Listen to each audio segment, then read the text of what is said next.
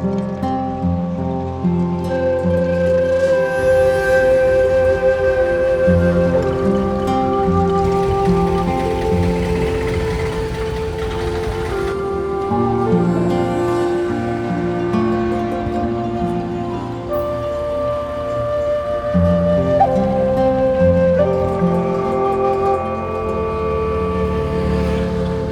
Good morning ಎಲ್ರಿಗೂ welcome back two days ಪ್ರಯಾಣ series day 56ಗೆ right ನಾವು ನಾನೀಗ ಅಲಿಪಿಲ್ಲಿದ್ದೀನಿ. ನಮ್ಮೂರ ಕಡೆ ಎಲ್ಲ ನಾವು ಡೈಲಿ ಬೈಕಲ್ಲಿ ಓಡಾಡ್ತೀವಿ, ಕಾರಲ್ಲಿ ಓಡಾಡ್ತೀವಿ, ಇಲ್ಲ ನಡ್ಕೊಂಡು ಓಡಾಡ್ತೀವಿ. ಆದರೆ ಅಲಿಪಿನಲ್ಲಿ ಓಡಾಡ್ತಾರೆ ಈ ಬ್ಯೂಟಿಫುಲ್ ಬ್ಯಾಕ್ ವಾಟ್ರಲ್ಲಿ.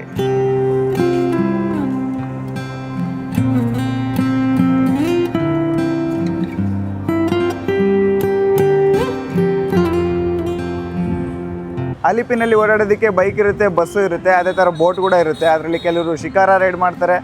ಈಗ ಆಲ್ರೆಡಿ ಒಂದು ಬೋಟ್ ಹೋಗ್ತಾ ಇತ್ತು ನೋಡಿ, ಅದನ್ನು ಶಿಕಾರ ರೈಡ್ ಅಂತ ಹೇಳ್ತಾರೆ. ಶಿಕಾರ ರೈಡು ತುಂಬ ಎಕ್ಸ್ಪೆನ್ಸಿವ್, ಮತ್ತು ದೊಡ್ಡ ದೊಡ್ಡ ಲಕ್ಸುರಿ ಬೋಟ್ಗಳು ಇದ್ದಾವೆ. ಅದಕ್ಕೋಸ್ಕರ ನಾನಿವತ್ತು ಹೋಗ್ತಾ ಇದ್ದೀನಿ ಕೇರಳದ ಗೌರ್ಮೆಂಟ್ ಬೋಟಲ್ಲಿ. ಜಸ್ಟ್ 70 ರೂಪಾಯಿ ಕೊಟ್ಟರೆ ನಾವು ಕಂಪ್ಲೀಟಾಗಿ ಬ್ಯಾಕ್ ವಾಟ್ರಲ್ಲಿರೋ ಹಳ್ಳಿಗಳೆಲ್ಲ ಸುತ್ತಾಕೊಂಡ್ಬರ್ಬೋದು. ಟೈಮಿಗೆ ಕರೆಕ್ಟಾಗಿ 8:45 ಆಗುತ್ತೆ. ನಾನು ಬರ್ತಿದ್ದ ತಕ್ಷಣ ಒಂದು ಬೋಟ್ ಹೊರಟೋಯ್ತು. ಈಗ ನೆಕ್ಸ್ಟು ಇನ್ನು 1 ಅವರ್ಗೆ ಇರೋದು. ಅಲ್ಲಿ ನೋಡ್ತಾ ಇದ್ರಲ್ಲ ಅದೇ ಬಸ್ ಸ್ಟಾಪು. ಬಸ್ ಸ್ಟಾಪ್ ಅಲ್ಲ, ಸಾರಿ, ಬೋಟ್ ಸ್ಟಾಪು. ಈಗ ಬಂದಿದ್ದೆ ನೋಡಿ, ಇದು ಕೂಡ ಗೌರ್ಮೆಂಟ್ ಬೋಟೇ. ಬಟ್ ನಾನು ಅದ್ರಲ್ಲಿ ಹೋಗ್ತಾ ಇಲ್ಲ, ಯಾಕಂತಂದರೆ ಮೇಲ್ಗಡೆ ಡಬಲ್ ಡೆಕ್ಕರ್ ಇಲ್ಲ. ನಾನು ಹೋಗೋ ಬೋಟಲ್ಲಿ ಮೇಲ್ಗಡೆ ಕೂತ್ಕೊಂಡು ಆರಾಮಾಗಿ ಹೋಗ್ಬೋದು. ಓ ನೋಡಿ ಎಷ್ಟು ದೊಡ್ಡದು ಇದು ಬೋಟು.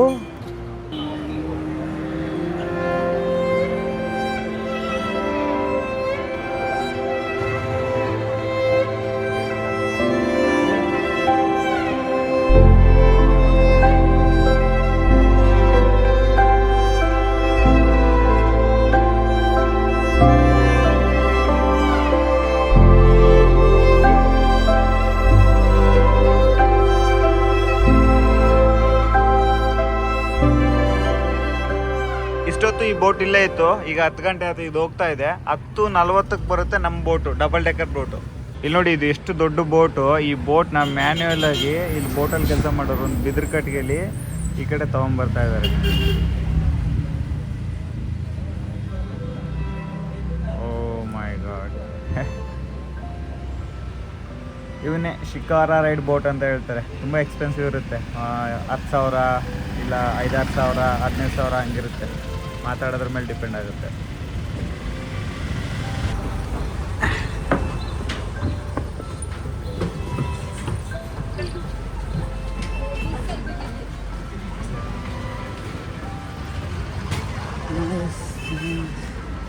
ಗೈಸ್, ಫೈನಲ್ ಆಗಿ ನಮ್ಮ ಬೋಟ್ ಬಂತು. ಬೋಟ್ ಬಂದಿದ್ದು ಒಂದು 2 ನಿಮಿಷಕ್ಕೆ ಫುಲ್ ಆಗೋಯ್ತು. ಈಗ ಮತ್ತೆ ಅಲ್ಲಿ ಎಷ್ಟು ಜನ ವೆಯ್ಟ್ ಮಾಡ್ತಾ ಇದ್ದಾರೆ ನೋಡಿ. ಎಲ್ಲ ಫುಲ್ ಕಂಪ್ಲೀಟ್, ಒಂದು ಸೀಟ್ ಇಲ್ಲ ಇಲ್ಲಿ.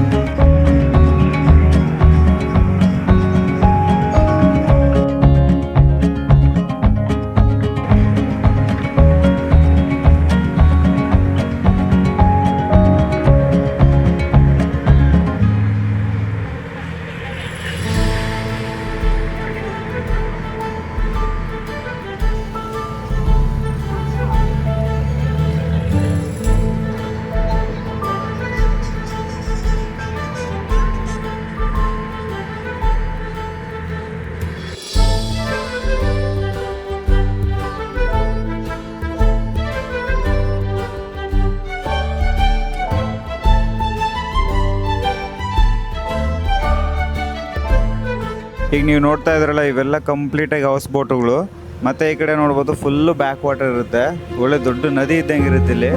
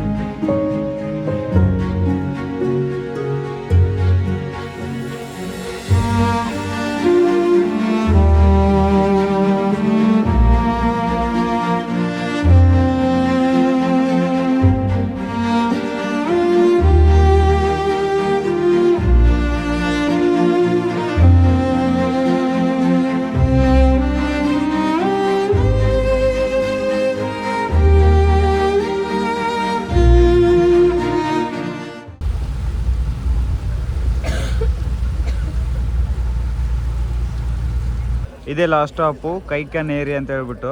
ಫುಲ್ ಇದೆಲ್ಲ ಬ್ಯಾಕ್ ವಾಟ್ರು, ಚಿಕ್ಕದಾಗಿರುತ್ತೆ ದಾರಿ.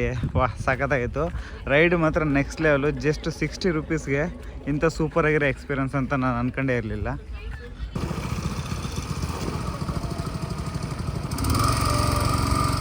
ನಾನೀಗ ಬ್ಯಾಕ್ ವಾಟ್ರಲ್ಲಿರೋ ವಿಲೇಜಸ್ನ ಎಕ್ಸ್ಪ್ಲೋರ್ ಮಾಡೋದಕ್ಕೆ ಹೋಗ್ತಾ ಇದ್ದೀನಿ. ಇಲ್ಲಿ ಮನೆಗಳು ಹೆಂಗಿರ್ತವೆ, ಇವ್ರ ಜೀವನ ಹೆಂಗಿರುತ್ತೆ ಅಂತ ನೋಡೋಣ ಅಂತ ತುಂಬ ಕ್ಯೂರಿಯಾಸಿಟಿ. ಯಾಕಂತಂದರೆ ಇವರು ಯಾವಾಗಲೂ ಕೂಡ ನೀರು ಮಧ್ಯದಲ್ಲೇ ಬದುಕ್ತಾ ಇರ್ತಾರೆ. ಆ ಕಡೆ ನೀರು ಮಧ್ಯದಲ್ಲಿ ಊರು ಇರುತ್ತೆ. ಇವರು ಈ ಜಾಗಗಳಲ್ಲಿ ಇಷ್ಟು ಚಿಕ್ಕದಾಗಿ ದಾರಿ ಮಾಡ್ಕೊಂಡಿರೋದಕ್ಕೆ ಕಾರಣ ಅಂತಂದರೆ ಇಲ್ಲಿ ಯಾವುದೇ ದೊಡ್ಡ ಲಾರಿ ಬಸ್ ಏನೂ ಬರೋದಿಲ್ಲ. ಇವ್ರಿಗೆ ಬೋಟ್ ಐತೆ ಓಡಾಡೋದಕ್ಕೆ, ಮತ್ತು 2 ವೀಲರ್ಸ್ ಇರ್ತವೆ. ಕಾರು ಮೇ ಬಿ ನಾನೆಲ್ಲೂ ನೋಡಲಿಲ್ಲ, ಕಾರು ಇರ್ಬೋದೇನೋ. ಎಷ್ಟಿರುತ್ತೆ ದಾರಿ ನೋಡಿ. ಇದು ಇವ್ರ ಮನೆಗಳು. ಇಲ್ಲಿ ಬ್ಯಾಕ್ ವಾಟ್ರ್ ಪಕ್ಕದಲ್ಲೇ ಬಸ್ ಸ್ಟಾಪ್ ಇರುತ್ತೆ. ಬಸ್ ಸ್ಟಾಪ್ ಅಲ್ಲ, ಸಾರಿ, ಬೋಟ್ ಸ್ಟಾಪು. ವಾವ್, ಇಲ್ಲಿ ಬಂದು ಕೂತ್ಕೊಂಡು ವೆಯ್ಟ್ ಮಾಡಿದ್ರೆ ಬೋಟ್ ಬರುತ್ತೆ. ಬೋಟ್ ಕರ್ಕೊಂಡು ಸೀದಾ ಮುಂದೆ ಹೊರಟೋಗುತ್ತೆ. ಸೂಪರ್. ಇದು ನೋಡಿ, ಇದು ದೊಡ್ಡದು ಬೋಟ್ ಹೌಸು. ಇದ್ರ ಪ್ರೈಸಸ್ ಬಂದುಬಿಟ್ಟು ಮೇ ಬಿ ನನಗಂತೂ ಗೊತ್ತಿಲ್ಲ, ಒಂದು 20,000-30,000 ಮೇಲೆ ಹತ್ತತ್ರ ಇರ್ತವೆ. ಡಿಪೆಂಡ್ ಅಪಾನ್ ಎಷ್ಟು ಜನ ಇದ್ದಾರೆ ಮತ್ತು ಎಷ್ಟು ದಿನ ಸ್ಟೇ ಆಗ್ತೀವಿ ಅಂತ. ಇದರಲ್ಲೇ ಇರುತ್ತೆ ಹೋಟೆಲು, ಮಲಗೋದಕ್ಕೆ, ಊಟ ತಿಂಡಿ ಎಲ್ಲ ಇದರಲ್ಲೇ.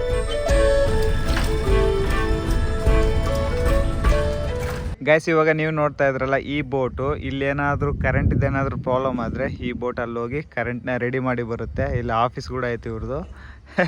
ನಮ್ಮ ಕಡೆ ಎಲ್ಲ ವ್ಯಾನುಗಳು, ಲಾರಿ, ಟ್ರ್ಯಾಕ್ಟರ್ ತಗೊಂಡು ಹೋಗ್ತಾರೆ ಪಾಪ. ಇಲ್ಲಿ ಎಷ್ಟು ಚೆನ್ನಾಗೈತೆ ನೋಡ್ರಿ, ಈ ಬೋಟಲ್ಲಿ ಹೋಗ್ತಾರೆ.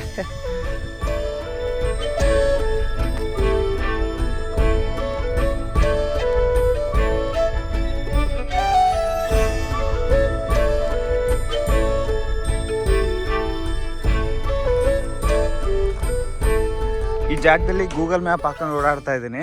ಇಷ್ಟೊತ್ತು ನಾನು ಅಲ್ಲೆಲ್ಲ ಮುಂದೆ ಹೊರಟೋಗಿದ್ದೆ. ಈ ಬ್ಯಾಕ್ ವಾಟ್ರಲ್ಲಿ ಇರುತ್ತೋ ಅದ್ರ ಪಕ್ಕದಲ್ಲಿರೋ ದಾರಿಲೇ ಹೋಗ್ಬೇಕು ಅಂತ ನನ್ನ ಪ್ಲಾನು. ಯಾಕಂದರೆ ಚೆನ್ನಾಗಿರುತ್ತೆ. ಒಳಗಡೆ ಫುಲ್ ಕನ್ಫ್ಯೂಸ್ ಆಗೋಗ್ಬಿಟ್ಟಿದ್ದೆ ನಾನು.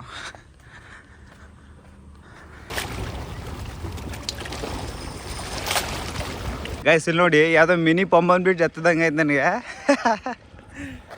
ಯಾಕೆಂದರೆ ತುಂಬ ದೊಡ್ಡದಾಗಿ ಹೈಟಾಗಿ ಕಟ್ಟಿದ್ದಾರೆ. ಮತ್ತು ಈ ಬ್ರಿಡ್ಜ್ ಕೆಳಗಡೆ ಬೋಟ್ ಓಡಾಡ್ತವೆ. ನೋಡ್ತಿದ್ದೀರಲ್ಲ, ಇಷ್ಟು ದೊಡ್ಡ ಬೋಟ್ಗಳು ಈ ಬ್ರಿಡ್ಜ್ ಕೆಳಗಡೆ ಓಡಾಡ್ತವೆ. ವಾವ್,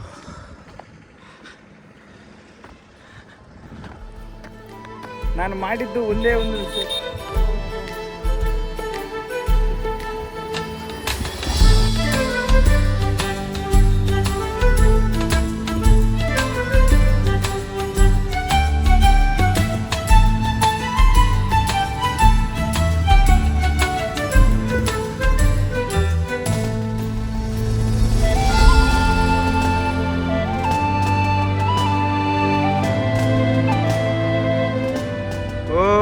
ನೋಡ್ರಿ, ಫಾರಿನರ್ ಕೈ ಕೊಟ್ಬಿಟ್ಟವ್ರೆ ಬೋಟ್ ಓಡಿಸೋದಕ್ಕೆ. ಓ,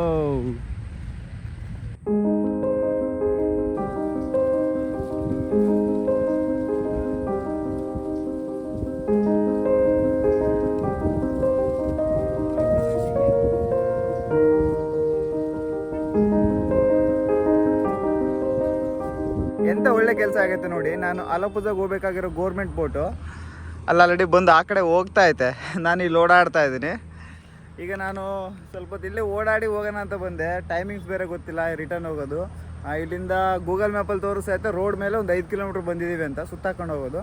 ಬಟ್ ಈ ವಾಟರ್ ಮೇಲೆ ಎಷ್ಟೊತ್ತಾಗುತ್ತೋ ಗೊತ್ತಿಲ್ಲ. ನಾವು ನಮ್ಮ ಇಂಡಿಯಾದಲ್ಲಿ 2 ಜಾಗದಲ್ಲಿ ಜಾಸ್ತಿ ಹೌಸ್ ಬೋಟುಗಳನ್ನ ನೋಡ್ಬೋದು. ಒಂದು ಕಾಶ್ಮೀರದಲ್ಲಿರೋ ದಲ್ ಲೇಕ್ ಅಂತ ಹೇಳ್ತಾರೆ, ಆ ಜಾಗದಲ್ಲಿ. ಇನ್ನೊಂದು ಈ ಅಲಪುಜಾ, ಅಲಿಪಿ ಅಂತಲೂ ಕರೀತಾರೆ, ಈ ಜಾಗದಲ್ಲಿ. ಬೋಟ್ ಹೌಸು ಸಖತ್ತಾಗಿರುತ್ತೆ. ಯಾವಾಗ ಅಂತಂದರೆ ಫ್ಯಾಮಿಲಿ ಜೊತೆ ಬಂದಾಗ ಆರಾಮಾಗಿ ಅದರಲ್ಲಿ 1-2 ದಿನ ಸ್ಟೇ ಆಗ್ತಾರೆ. ಇಲ್ಲ ನಮಗೆ ಶಿಕಾರ ರೈಡ್ ಅಂದರೆ ಜಸ್ಟ್ ಒಂದು 5-6 ಅವರ್ ಜರ್ನಿ ಮಾಡಿಕೊಂಡು, ದಾರಿ ಚಿಕ್ಕದು, ಇಲ್ಲಿ ನೋಡ್ಕೊಂಡು ಓಡಾಡಬೇಕು. ಒಂದು 4-5 ಅವರು ಶಿಕಾರ ರೈಡ್ ಕೂಡ ಮಾಡ್ಬೋದು. ಡಿಪೆಂಡ್ ಅಪಾನ್ ಎಷ್ಟು ಕೊಡ್ತೀವಿ ಅನ್ನೋದು ಇಂಪಾರ್ಟೆಂಟಲ್ಲಿ. ಬಟ್ ಹತ್ರ ಅಷ್ಟು ಬಜೆಟ್ ಇಲ್ಲ. ಆರಾಮಾಗಿ ಅದಕ್ಕೋಸ್ಕರ ಅಂದರೆ ಗೌರ್ಮೆಂಟ್ ಫೇರಲ್ಲಿ 70 ರುಪೀಸ್ ಅಲ್ಲ 60 ರುಪೀಸ್ ಕೊಟ್ಬಿಟ್ಟು ಇಷ್ಟು ಚೆನ್ನಾಗಿ ಎಕ್ಸ್ಪೀರಿಯೆನ್ಸ್ ಮಾಡಿದೆ. Nice experience actually. ಈ ಕೇರಳದ ಅಲಿಪಿ ಬ್ಯಾಕ್ ವಾಟ್ರಲ್ಲಿ ಓಡಾಡೋದಕ್ಕೆ ಬೆಸ್ಟ್ ಟೈಮು ಬೆಳಿಗ್ಗೆ ಇಲ್ಲ ಸಾಯಂಕಾಲ. ಸನ್ರೈಸು ಸನ್ಸೆಟ್ ಟೈಮಲ್ಲಿ ಮಾತ್ರ ಸಖತ್ತಾಗಿರುತ್ತೆ. ವಾಟ್ರ್ ಮೇಲೆ ಎಷ್ಟು ಚೆನ್ನಾಗಿ ಲೈಟ್ ಬೀಳ್ತಾ ಇರುತ್ತೆ ಗೊತ್ತಾ, ಸನ್ಲೈಟು. ಅವಾಗ ಬರ್ಬೇಕು, ಇನ್ನೂ ನೆಕ್ಸ್ಟ್ ಲೆವೆಲ್ ಇರುತ್ತೆ.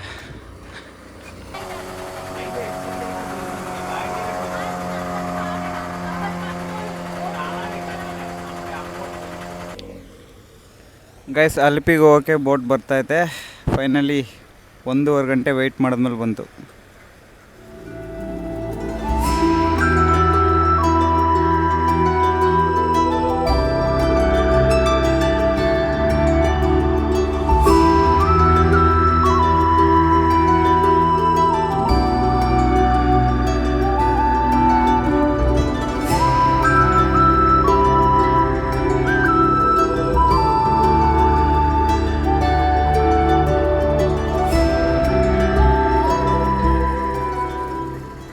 ಅಲಿಪಿನಲ್ಲಿ ಬ್ಯೂಟಿಫುಲ್ ಬೋಟಿಂಗ್ ಮಾಡ್ಕೊಂಡು ಈಗ ನಾನು ನನ್ನ ರೂಮ್ ಹತ್ರ ಬಂದಿದ್ದೀನಿ. ನನ್ನ ರೂಮ್ ಹೆಂಗೈತೆ ಅಂತ ತೋರಿಸಿ ಬನ್ನಿ. ಸೊ ಇದು ಹೊರಗಡೆ ವ್ಯೂ. ಲಾಸ್ಟ್ ರೂಮ್ ತಗೊಂಡಿದ್ದೀನಿ. ಹಿಂಗಿದೆ ನೋಡಿ ರೂಮ್.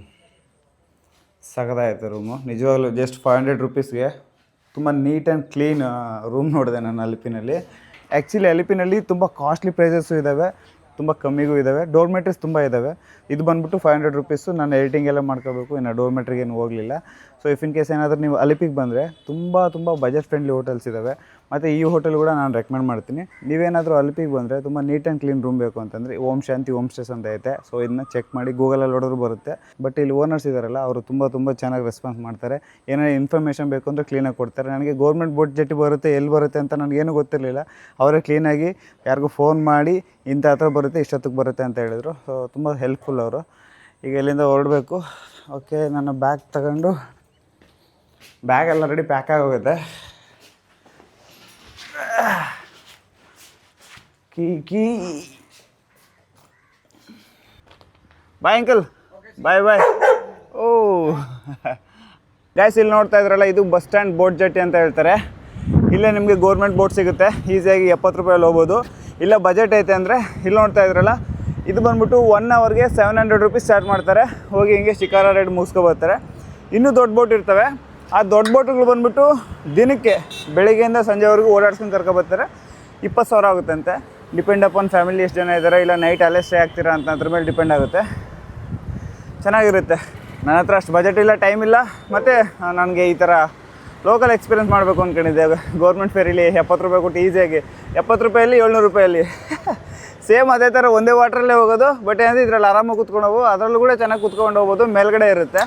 Nice experience. ಇನ್ನು ಈ ಅಲಿಪಿನಲ್ಲಿ ಜೀವನ ಮಾಡ್ತಿರೋ ಈ ಜನಗಳ ಲೈಫ್ ಎಷ್ಟು ಚೆನ್ನಾಗಿರುತ್ತೆ ಅಂದರೆ ತುಂಬ ಪ್ರಶಾಂತವಾಗಿರುತ್ತೆ. ಯಾವುದೇ ಪೊಲ್ಯೂಷನ್ ಇರಲ್ಲ, ಆರನ್ ಇರಲ್ಲ. ಇಲ್ಲಲ್ಲ, ಸ್ವಲ್ಪ ಹೊರಗಡೆ ಹೋಗ್ಬೇಕು. ನಾನು ಆಗಲೇ ಹೋಗಿದ್ನಲ್ಲ, ಅಲ್ಲಿ ಬೋಟಲ್ಲಿ ಹೋಗ್ತಾರೆ, ಮೀನು ಹಿಡ್ಕೊಂತಾರೆ, ಫ್ರೆಶ್ ಮೀನು ತಿಂತಾರೆ. ಯಾವುದೇ ಪೊಲ್ಯೂಷನ್ ಇಲ್ದಂಗೆ ಹ್ಯಾಪಿ ಲೈಫ್ ಇರುತ್ತೆ ಇವ್ರಿಗೆ. ಅಲಿಪಿ ಬ್ಯಾಕ್ ವಾಟ್ರನ್ನ ನೋಡಿದೆ. ಅಲಿಪಿಲಿರೋ ಬೀಚ್ ನೋಡ್ಬೇಕಲ್ವಾ, ಅದಕ್ಕೋಸ್ಕರ ನಾನೀಗ ಬೀಚ್ ಹತ್ರ ಹೋಗ್ತಾ ಇದ್ದೀನಿ. ರೈಲ್ವೆ ಸ್ಟೇಷನ್ನಿಂದನೇ ಈ ಬೀಚ್ ಇರೋದು, ಅದಕ್ಕೆ ಬಂದೆ.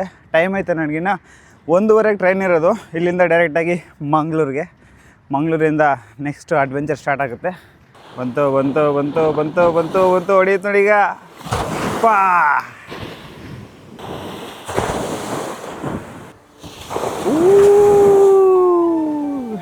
ಇಲ್ಲಿ ನಿಂತಿದ್ದೀನಾ, ಈಗ ಬರುತ್ತೆ ನೋಡಿ ಅದು. ಇಲ್ಲ ಅಷ್ಟೇನಿಲ್ಲ. ಹೋ, ಪ್ಯಾಂಟೆಲ್ಲ ನಂದಾಯ್ತು. ಈಗ ಬಂದು ನೋಡಿ. ಇಲ್ಲ, ಕೂಲ್.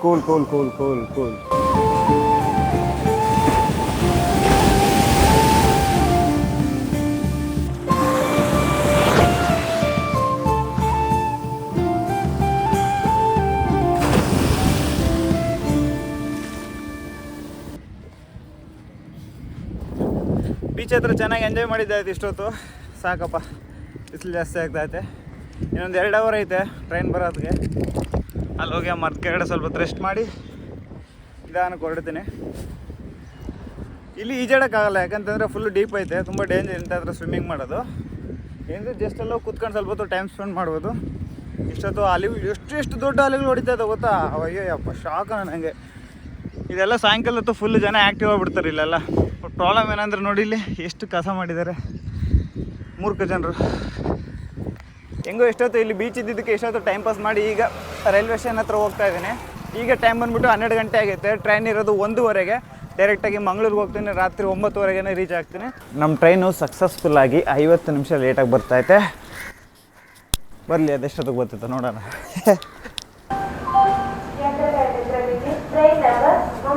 ಫೈನಲಾಗಿ ನಮ್ಮ ಟ್ರೈನು 1:15ಗೆ ಬರಬೇಕಾಗಿದ್ದು 2:30ಗೆ ಬಂತು. ಈಗ ಬಂದು ಕುತ್ಕೊಂಡಿದ್ದೀನಿ. ನಂದು RAC ಸೀಟು. ಸೊ ಒಂದು ಸೀಟಲ್ಲಿ ಇಬ್ಬರು ಕುತ್ಕೋಬೇಕು. ನಾನೇನು ಎಕ್ಸ್ಪೆಕ್ಟ್ ಮಾಡ್ಕೊಬಂದೆ RAC ಸಿಗಲ್ಲ, ಆರಾಮಾಗಿ ಮಲಗ್ಬೋದು ಅಂತ. ಕಣ್ಣೆಲ್ಲ ಸಖತ್ ಉರಿತಾ ಇದೆ ನನಗೆ, ಯಾಕೆ ಗೊತ್ತಿಲ್ಲ. ನಾನು ಡ್ರಾಪ್ ಏನಾದರೂ ತೊಗೋಬೇಕನ್ನೋ ಗೊತ್ತಿಲ್ಲ, ಯಾಕೆಂತಂದರೆ ಕಂಟಿನ್ಯೂಸ್ ಆಗಿ ನೈಟ್ ಟೈಮ್ ಎಡಿಟ್ ಮಾಡ್ತೀನಿ. ಮತ್ತು ಯಾಕೋ ಈ ಬಿಸಿಲಿಗೋ ಹೀಟ್ಗೋ ಇಲ್ಲಾಂದರೆ ಚೆನ್ನಾಗಿ ಹಳ್ಳೆಣ್ಣೆನಾದರೂ ಹಚ್ಕೊಬಿಡ್ಬೇಕು ಫಸ್ಟ್ ಹೋಗಿ. ಕಣ್ಣು ಭಯಂಕರ ಉರಿತಾವೆ. ಅಲ್ಲಿ ಕೆಳಗಡೆ ನೋಡ್ತಾ ಇದ್ರಲ್ಲ, ಅದು ಬಂದುಬಿಟ್ಟು ನನ್ನ ಸೀಟು. ಈ ಬ್ರದರು ನಂದು RAC ಸೀಟು. ನಾನು ಬ್ಯಾಗ್ ಇಲ್ಲಿ ಮೇಲೆ ಇಟ್ಟಿದ್ದೀನಿ. ಇಲ್ಲಿ ಯಾವುದೋ ಬೇರೆ ಸೀಟಲ್ಲಿ ಬಂದು ಕುತ್ಕೊಂಡಿದ್ದೀನಿ ನಾನು, ಮಲಗೋಣ ಅಂತ. ಯಾರಾದರೂ ಬರೋವ್ರಿಗೂ ಇಲ್ಲ ಮಲಕ್ಕಂತೀನಿ, ಬಂದರೆ ಹೇಳ್ತೀನಿ.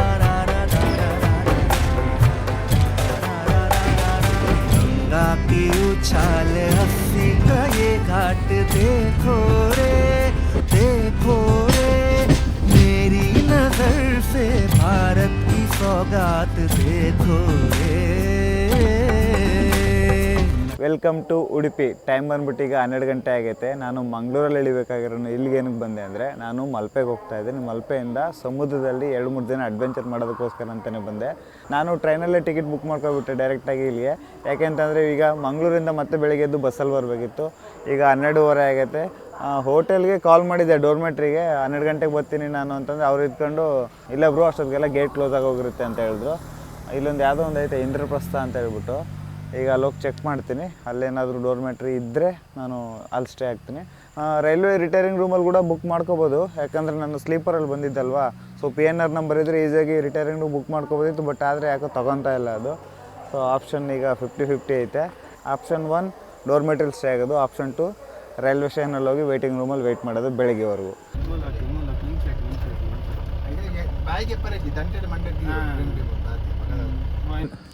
ಟೈಮ್ 2 ಗಂಟೆ ಆಗೈತೆ. ನಾನೀಗ ಡೋರ್ಮೆಟ್ರಿಲಿ ಸ್ಟೇ ಆಗಿದ್ದೀನಿ.